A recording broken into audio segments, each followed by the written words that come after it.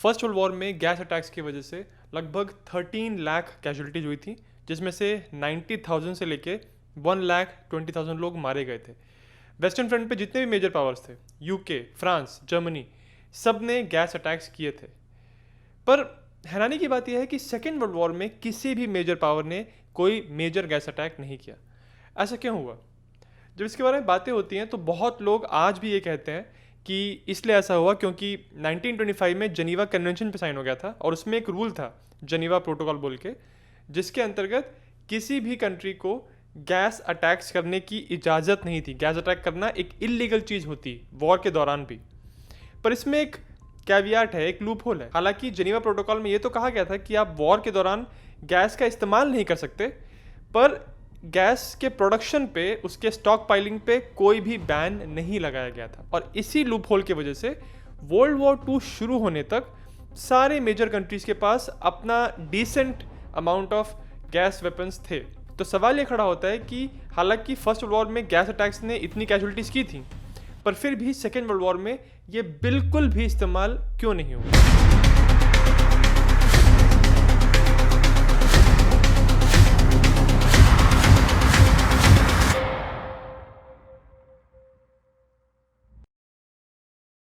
कहानी शुरू होती है 22 अप्रैल 1915 से। ये दिन गैस वॉरफेयर की हिस्ट्री का बहुत इंपॉर्टेंट दिन है, क्योंकि ये पहली बार था जब फर्स्ट वर्ल्ड वॉर के दौरान यीप्स के पास एक मेजर गैस अटैक किया था। और ये किया किसने था? शुरुआत की थी जर्मनी ने। ये उस समय तक की वॉरफेयर की हिस्ट्री का पहला गैस अटैक था। और इसके बाद रिटेलिएशन में फिर फ्रेंच और ब्रिटिश लोगों ने अपने गैस अटैक्स किए। और वर्ल्ड वॉर 1 ख़त्म होने तक तीनों कंट्रीज़ ने वेस्टर्न फ्रंट पे दवा के गैस अटैक्स इस्तेमाल किए थे। इसमें फॉस्चीन गैस, मस्टर्ड गैस और क्लोरीन गैस का इस्तेमाल हुआ था। अगर वेस्टर्न फ्रंट की बात करें तो सबसे ज़्यादा कैजुअलिटीज़ हुई थी ब्रिटिश एम्पायर को, लगभग 1.5 लाख कैजुअलिटीज़।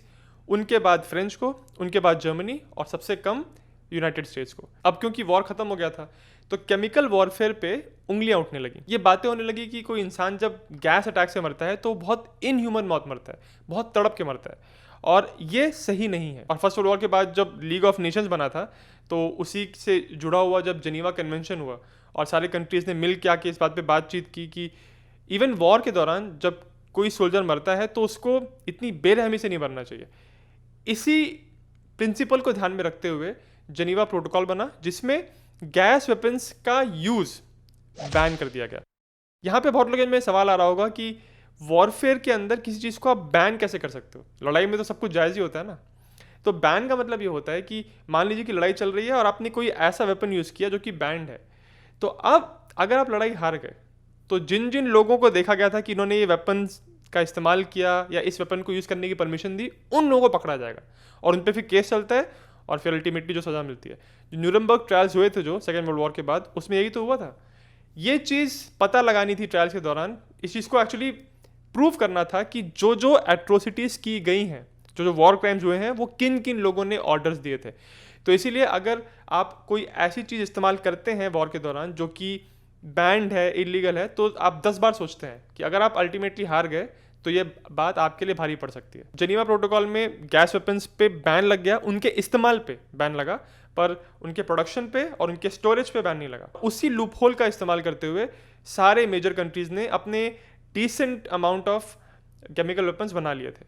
और देखिए, इसीलिए कहते हैं ना कि जिसकी लाठी उसकी भैंस। जिन जिन कंट्रीज़ के पास वो एबिलिटी थी, वो इंडस्ट्रियल स्ट्रेंथ थी, उन्होंने तो वेपन्स बना लिए, पर जिनके पास ये इंडस्ट्रियल पावर नहीं थी उनको नुकसान हुआ। जब मुसोलिनी की लीडरशिप में इटली ने अबिसिनिया पे हमला किया, उसमें इटली ने गैस अटैक्स किए थे। उसके बाद जब मंचूरिया की रीजन में टेंशन शुरू हुई और जापान ने हमला किया चाइना के ऊपर, उसमें भी गैस अटैक्स इस्तेमाल हुए थे। दोनों केसेस में जो विक्टिम कंट्रीज थी, चाहे अबिसिनिया चाहे चाइना, उनके पास इंडस्ट्रियल स्ट्रेंथ नहीं थी, इसीलिए गैस अटैक्स को वो बस बर्दाश्त ही कर पाए, उसके लिए रिटेलिएट नहीं कर पाए। तो ये 2 केसेस ऐसे थे जिन्होंने ये प्रूव किया कि अच्छा, एक कंट्री गैस अटैक कर सकती है, और लीग ऑफ नेशंस या जनीवा प्रोटोकॉल में जब हमने वादा किया था उसका इम्प्लीमेंटेशन उतना स्ट्रिक्ट नहीं है। मतलब अगर आपने गैस अटैक कर भी दिया तो आपको पनिशमेंट कोई खास नहीं हो रही है, कोई आपको बहुत पकड़ने के लिए, कोई डांटने के लिए, आपको सज़ा देने के लिए कोई नहीं आ रहा। इस चीज़ की वजह से अब जो मेजर वेस्टर्न पावर्स थी, फ्रांस, ब्रिटेन और यूएस, खास करके यूएस, उन्होंने अपने केमिकल वेपन्स के स्टॉक पाइल को बढ़ाना शुरू किया। हालांकि जर्मनी के ऊपर वर्साई की ट्रीटी की वजह से ये लिमिटेशन लगा हुआ था कि आप अपने केमिकल वेपन्स नहीं बना सकते, उनके ऊपर तो बहुत सारे रिस्ट्रिक्शन लगे थे। पर इस रिस्ट्रिक्शन से बचने के लिए जर्मनी ने एक नायाब तरीका निकाला। वो गए सोवियत यूनियन के अंदर, क्योंकि वर्साई ट्रीटी के अंतर्गत उन पे जो रिस्ट्रिक्शन लगे थे, उन रिस्ट्रिक्शंस को इन्फोर्स करने के लिए या चेक करने के लिए वर्साई ट्रीटी के जो इंस्पेक्टर्स थे वो जर्मनी के अंदर आके इंस्पेक्शन कर सकते थे कि आप कुछ गलत काम तो नहीं कर रहे हो, आप कुछ ऐसी चीज़ तो नहीं कर रहे हो जिसके लिए आपको मना किया गया है। पर अगर जर्मन साइंटिस्ट्स, इंजीनियर्स, उनके सोल्जर्स कहीं और जाके ये सब करें तो उस पर इंस्पेक्शन नहीं हो सकता था। इसीलिए जर्मन्स ने सोवियत यूनियन के साथ एक पैक्ट कर लिया, जिसके अंतर्गत अब जर्मन इंजीनियर्स, उनके केमिकल वॉरफेयर के स्पेशलिस्ट, सोवियत यूनियन को अपनी नॉलेज शेयर कर रहे थे। उसके बदले में सोवियत यूनियन उनको वो जगह दे रहा था जहाँ पे वो अपने सारे केमिकल वेपन्स को टेस्ट कर सकते हैं, उनको बना सकते हैं। तो इस तरह से वर्साई ट्रीटी से बचने के लिए ये लूप होल निकाल के जर्मन्स भी अपने केमिकल वेपन्स पे काम कर रहे थे। पर फिर आता है साल 1933, और जब हिटलर पावर में आए तो उन्होंने सीधे जितने भी जर्मन केमिकल वॉरफेयर के साइंटिस्ट, उनके सोल्जर्स सोवियत यूनियन में काम कर रहे थे, उनको वापस बुला लिया। ऐसा क्यों? इसके कुछ रीजंस हैं। फर्स्ट वर्ल्ड वॉर में, जैसा आप में से बहुत लोग जानते होंगे, हिटलर खुद एक सिपाही था जो जर्मनी के लिए लड़ रहा था, और यीप्स के रीजन में वो खुद एक गैस अटैक का शिकार बना था। तो अपने एक पर्सनल एक्सपीरियंस की वजह से वो गैस अटैक्स को लेके बहुत ज़्यादा एंथुजियास्टिक नहीं था। एक कारण ये था। दूसरा कारण ये था कि जर्मन हाई कमांड ने वर्ल्ड वॉर 1 ख़त्म होने के बाद ये अपने रिसर्च में, अपने एनालिसिस में ये एहसास किया था कि गैस अटैक्स आपके रेगुलर बुलेट्स या आर्टिलरी शेल्स के कंपैरिजन में ज़्यादा इफेक्टिव नहीं होते। उसके ऊपर से इनका बहुत नुकसान भी होता है, क्योंकि एक बार आपने अपने गैस कैनिस्टर्स को हवा में छोड़ दिया तो अगर हवा की डायरेक्शन बदलती है तो वो गैस आपके ही सोल्जर्स की तरफ आके आपके ही सोल्जर्स को कैजुअलिटी बना सकती है। तो गैस वेपन्स रिलेटिवली ज़्यादा अनप्रेडिक्टेबल है। उसके ऊपर से वॉर ख़त्म होते होते दोनों साइड्स ने गैस अटैक्स को झेलने के लिए अपने काउंटर मेजर्स तैयार कर लिए थे, अपने मास्क बना लिए थे जो कि रिलेटिवली इफेक्टिव थे। तो जर्मन हाई कमांड भी गैस वेपन्स को लेके बहुत ज़्यादा एंथुजियास्टिक नहीं थे। और एक तीसरा रीज़न भी था। हालांकि फर्स्ट वर्ल्ड वॉर में जर्मनी वो पहला कंट्री था जिसने पहला मेजर गैस अटैक किया और ये गैस वॉरफेयर की शुरुआत की, पर उनको ये एहसास हुआ कि जब रिटेलिएशन आना शुरू हुआ, जब फ्रेंच और ब्रिटिश लोगों ने अपने गैस अटैक करने शुरू किए, तो जर्मन्स के पास उतनी इंडस्ट्री नहीं थी कि वो लगातार इतने गैस वेपन्स को बना पाए, इतनी गैस बना पाए कि वो बराबर कॉम्पीट कर सकें। तो इसी वजह से ऐसा कोई वेपन बनाना, ऐसा कोई वेपन इस्तेमाल करने का पॉइंट नहीं था जिसको आप लगातार बना पाओ और एनिमी से कॉम्पीट कर सको। ये भी एक कारण था जिसकी वजह से German high command gas weapons की तरफ नहीं जाना चाह रहा। इसीलिए फिर हिटलर की लीडरशिप में जब जर्मनी ने 1939 में पोलैंड को इन्वेट किया, उसके बाद नॉर्वे को, डेनमार्क को, लो कंट्रीज़ को, और फिर 1940 में अल्टीमेटली जब फ्रांस को इन्वेट किया, किसी भी इन्वेजन में जर्मन्स ने गैस अटैक्स नहीं किए। एक इसमें स्ट्रेटेजिक रीज़न ये भी था कि 1940 में जो भी ब्लिट्जक्रीग अटैक्स जर्मन्स ने किए थे, उन ब्लिट्जक्रीग स्टाइल अटैक्स का सबसे इंपॉर्टेंट फैक्टर था उनकी स्पीड। और अगर वो गैस अटैक्स करते तो उनकी स्पीड इसकी वजह से कमज़ोर हो जाती, क्योंकि आप गैस अटैक करोगे कैसे? ब्लिट्जक्रीग स्टाइल अटैक में सबसे पहले आपके टैंक्स आगे चलते हैं, और अगर आपके टैंक्स ने आगे चलते चलते गैस अटैक्स कर दिए, वहाँ पे गैसेस छोड़ दी पॉइजनस, उसके बाद जब आपकी इन्फेंट्री वहाँ पे आएगी तो इन्फेंट्री को नुकसान हो सकता है। तो अल्टीमेटली बात ये हो जाती है कि अगर आप अपने पैंजर्स के साथ साथ गैसेस भी छोड़ रहे हैं पॉइजनस, तो उनके बाद आपको एक ऐसी टीम बुलानी पड़ेगी जो कि उन एरियाज़ को डीकंटामिनेट करे, उनको क्लियर करे, क्योंकि बाद में आपके ही सोल्जर्स को वहाँ से गुजरना है। तो ब्लिट्जक्रीग के साथ गैस अटैक्स काम नहीं करते हैं। तो 1939 और 1940 के किसी भी जर्मनी के अटैक में गैस अटैक्स इस्तेमाल नहीं हुए। पर 1942 वो पहला साल था जब जर्मन्स ने इस गैस वॉरफेयर की पॉलिसी को वापस रिव्यू किया, क्योंकि 1942 में स्टालिनग्राड में आके बात एकदम फंस गई थी। एक तरफ सोवियत यूनियन और एक तरफ जर्मनी। स्टालिनग्राड के शहर में वो एकदम लगे हुए थे कि दूसरी साइड को डिसमेंटल करें, उनको हराएं, पर किसी को भी यहाँ पे ब्रेक थ्रू नहीं मिल रहा था। तब पहली बार जर्मन हाई कमांड के कुछ ऑफिसर्स ने एक बार इस बारे में बात की कि हमको गैस अटैक्स के बारे में और केमिकल वॉरफेयर के बारे में वापस सोचना चाहिए, शायद गैसेस को इस्तेमाल करके हम सोवियत यूनियन के सोल्जर्स को यहाँ से हटा दें। पर यह बात जब लीक हुई और एलाइड साइड को पता चली तो फिर 1942 में ही विंस्टन चर्चिल ने एक रेडियो ब्रॉडकास्ट किया जिसमें उन्होंने ये बात साफ कह दी कि अगर जर्मन्स ने रेड आर्मी के सोल्जर्स के ऊपर गैस अटैक्स किए तो इसके जवाब में ब्रिटिश एयरफोर्स जर्मन सिटीज़ के ऊपर जाके ऐसे बॉम्ब्स गिराएगी जिसमें गैसेस होंगी। और उसके बाद यूएस के प्रेसिडेंट रूजवेल्ट ने भी अनाउंसमेंट कर दिया कि जो जापान सोच रहा है कि अगर वो चाइना पे हमला करेगा गैसेस को यूज करके, तो उसके रिटेलिएशन में फिर यूएस भी अपने गैस अटैक्स जापान के ऊपर करेगा। तो जैसे ही इस बात की भनक लगी कि अच्छा जर्मन्स ये सोच रहे हैं गैस अटैक्स करने की, तो उसके तुरंत बाद इन दोनों मेजर एलाई लीडर्स ने अपने अपने अनाउंसमेंट कर दिए।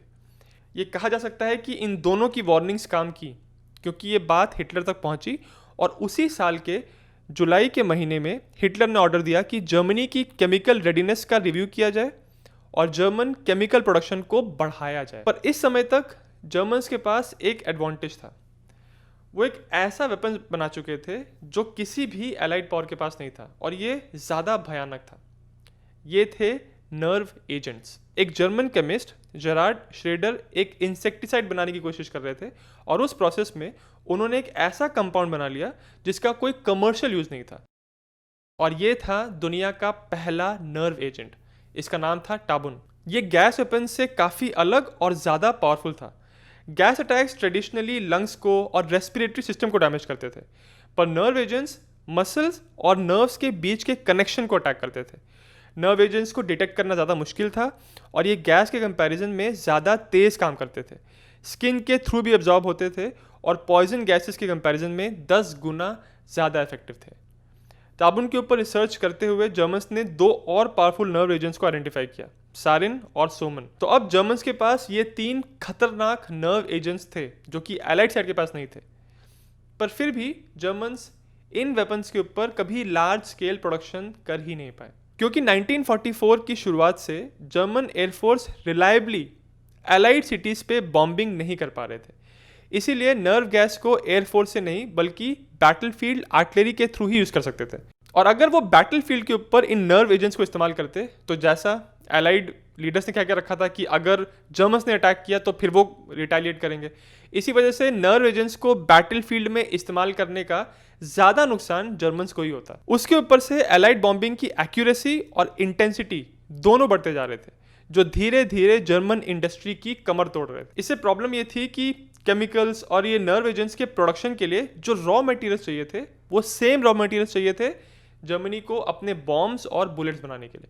तो जब बात यहाँ पे आ गई कि आप या तो बॉम्ब्स बना सकते हो या फिर गैस वेपन्स बना सकते हो, तो ऑब्वियसली जर्मन हाई कमांड ने बॉम्ब्स को ज़्यादा प्रायोरिटी दी। इस चक्कर में उनके केमिकल वेपन्स का प्रोडक्शन बिल्कुल नीचे हो गया। हालांकि आज भी इस बात पे चर्चा होती है कि अगर जर्मन्स स्टालिनग्राड के अंदर गैस वेपन्स इस्तेमाल करते तो हो सकता है कि शायद से वो रेड आर्मी को स्टालिनग्राड से डिसमेंटल कर देते और शायद से स्टालिनग्राड में जीत जाते। पर शायद से उन्होंने गैस वेपन्स ना यूज़ करके सही ही किया, क्योंकि अगर वो करते तो जैसा चर्चिल और रूजवेल्ट ने कह के रखा था कि अगर सोवियत ट्रूप्स के ऊपर गैस वेपन्स इस्तेमाल हुए तो फिर जर्मन सिटीज़ के ऊपर ये एलाइड कंट्रीज अपने गैस वेपन्स ड्रॉप करेंगे। इसी वजह से पूरी स्टालिनग्राड की लड़ाई जो 1 साल से ज़्यादा टाइम तक चली और इतने लोग उसमें मारे गए, पर फिर भी पूरी लड़ाई के दौरान कहीं पे भी किसी भी साइड ने गैस वेपन्स इस्तेमाल नहीं किए। पर जिस समय जर्मन्स अपने गैस वेपन्स को प्रोड्यूस नहीं कर पा रहे थे, उस टाइम के दौरान ब्रिटेन ने अपने केमिकल वेपन्स के प्रोडक्शन को काफ़ी बढ़ा दिया था। 1941 के एंड तक आते आते ब्रिटेन के पास लगभग 18,546 टन्स टॉक्सिक एजेंट्स थे। पर केमिकल वेपन्स के साथ सबसे बड़ी दिक्कत ये होती है कि एक बार आपने उनको प्रोड्यूस कर दिया तो आपको उनको फिर कहीं स्टोर करना होता है और उनका स्टोरेज बहुत बड़ा चैलेंज होता है। ब्रिटेन ने अपने केमिकल वेपन्स का कुछ हिस्सा मेडिटेरेनियन थिएटर में भी शिप्स के थ्रू पहुंचा रखा था, ताकि अगर जर्मन्स वहां हमला करें तो ब्रिटिश फोर्सेस तुरंत रिटेलिएट कर सकें। परंतु 1943 में एक कांड हो गया। 2 दिसंबर 1943 को इटालियन पोर्ट बारी पे कुछ ब्रिटिश शिप्स खड़ी हुई थी और तभी जर्मन लुफ्टवाफे ने एक सरप्राइज अटैक किया। इस सरप्राइज रेड में 28 मर्चेंट शिप्स डैमेज हुई थी, इसीलिए इस अटैक को यूरोप का लिटिल पर्ल हार्बर भी कहते हैं। इनमें से एक शिप के अंदर मस्टर्ड गैस स्टोर्ड थी, तो जब ये शिप डैमेज हुई तो मस्टर्ड गैस हार्बर पे लीक हो गई और इसके वजह से हज़ारों एलाइड सोल्जर्स और वहाँ के लोकल सिविलियंस बीमार हो गए, हॉस्पिटलाइज हो गए। दर्जनों एलाइड सोल्जर्स की मौत हो गई और ये माना जाता है कि सैकड़ों सिविलियंस भी मारे गए थे, पर इनके एक्यूरेट रिकॉर्ड्स कभी भी पब्लिक में आए ही नहीं, क्योंकि इस इंसिडेंट को एलाइड कमांडर्स ने पूरी तरह दबा दिया, मीडिया में आने ही नहीं दिया, क्योंकि वो नहीं चाहते थे कि जर्मन्स के बाद पता चल जाए कि उन्होंने अपनी एयर रेड में मेडिटेरेनियन के अंदर एक ऐसी शिप को डुबाया है जिसमें मस्टर्ड गैस थी। इससे जर्मन साइड को पता चल जाता